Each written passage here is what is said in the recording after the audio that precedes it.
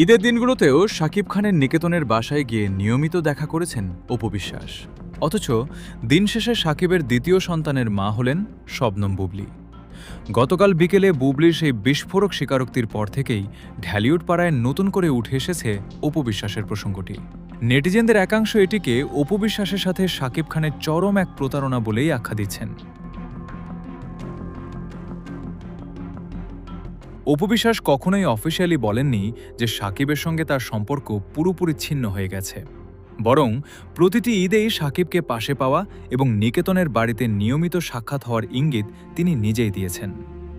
কিন্তু গতকাল বিকেলে বুবলী যখন স্পষ্ট জানিয়ে দিলেন যে তার কন্যা সন্তানের বাবা অন্য কেউ নন, স্বয়ং শাকিব খান, তখনই প্রশ্ন ওঠে, তাহলে অপু বিশ্বাসের সাথে সুসম্পর্ক বজায় রেখে বুবলীকে নিয়েই কেন নতুন সংসার পাতলেন শাকিব?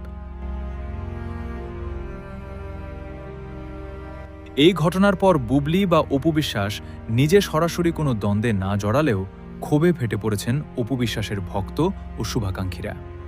সামাজিক যোগাযোগ মাধ্যমে শাকিব খানকে সরাসরি প্রতারক বলে কটাক্ষ করছেন তারা।